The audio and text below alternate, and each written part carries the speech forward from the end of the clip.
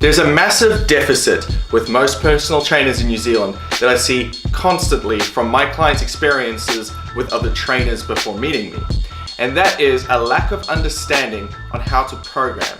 You see, a lot of these trainers, they know a huge variety of exercises, what the exercise is designed to do, how to perform them, but not necessarily how to construct an overall plan or program to make sure that their clients progress efficiently. As an absolute programming nerd myself, I designed a free novice plan called the Genesis, which is available to download, link in my bio. Go grab it if you want to get into strength training. But here are 5 things any program needs to have in order to make sure you succeed. Number 1 may seem like the most obvious: exercise selection.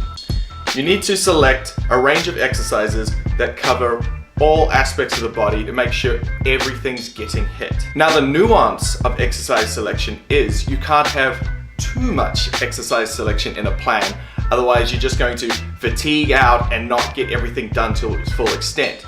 So it's getting as few exercises to do the most amount of things, especially for a beginner, to ensure success and be able to track the next few things I'm going to list.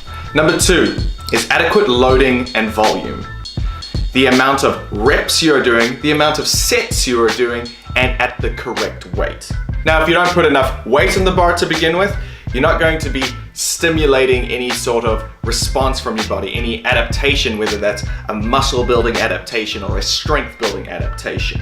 You might be able to get lots and lots of volume or reps in, but it's not really an efficient way of training, and your progression is going to be very, very slow. Now, on the other side of the coin, you have going too heavy.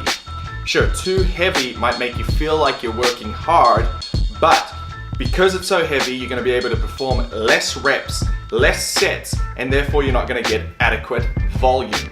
So you will also have a very slow training process. It's a reason why we can't just 1 rep max every single session and expect to get better. So finding an in-between between those two things, starting at the correct weight, are highly important in making sure that you're training efficiently from the beginning. Number 3, progressive overload. Nothing happens without progressive overload. Quite simply, progressive overload is doing the same thing over and over again, but making sure you're doing it a little bit better each time. Letting the weights get heavier, doing more sets, doing more reps, and progressing week to week. If you were to say, switch up your exercise selection too much, you're not going to get enough progressive overload because you aren't going to be doing anything for long enough to get better at it. Now, if you stick with the same exercises but you aren't increasing the weight or the reps or the sets, the same thing's gonna happen. You're just going to maintain whatever you've got and just get stuck spinning the wheels for no reason. So progressive overload is what will drive you to success. And without implementing some sort of progression scheme into your program, you just have a training template. And that's where most trainers go wrong. You need a plan with progressive overload laid out and how you're gonna get from A to B week to week. Number 4, the plan needs to be understandable, not just for your trainer, but for you as well, so you can understand what your training's doing. So many trainers hide their inadequacies by creating complex systems to keep you confused and make you think that they are an expert, but really, they also don't really know what they're doing with it, but they just keep throwing exercises at you, changing parameters willy-nilly, and therefore you think that they're clued into something you're not.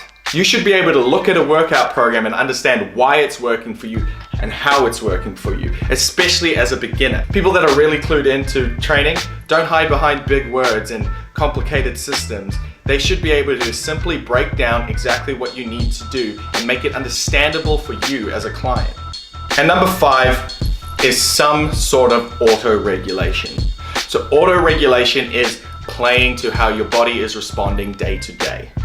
Unfortunately, not every day we step into the gym and feel like Superman. Sometimes we feel more like Clark Kent. Having a system that allows you to push forwards when you're feeling good and hang back when you're not feeling so great will teach you to learn the parameters of your body, start understanding the patterns that happen day to day, week to week, what makes you feel good, what makes you feel bad, while not having sessions become so difficult that sometimes you're feeling like you just failed.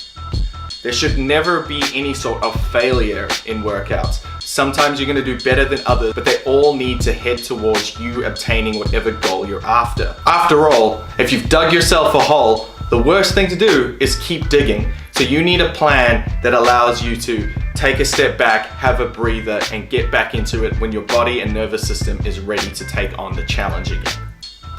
So there's 5 things that I just listed that are super important for any program, whether it's beginner or advanced. Make sure that your programming has that in it. And if it doesn't, feel free to grab my novice plan. My link is in the bio. It covers all these things, and it's also an ebook, so it will give you some insight into how these things are working and why they're working. It's a free download, no credit card required, no scams, nothing like that. Me just helping you, and I'll see you in the next video. Get it!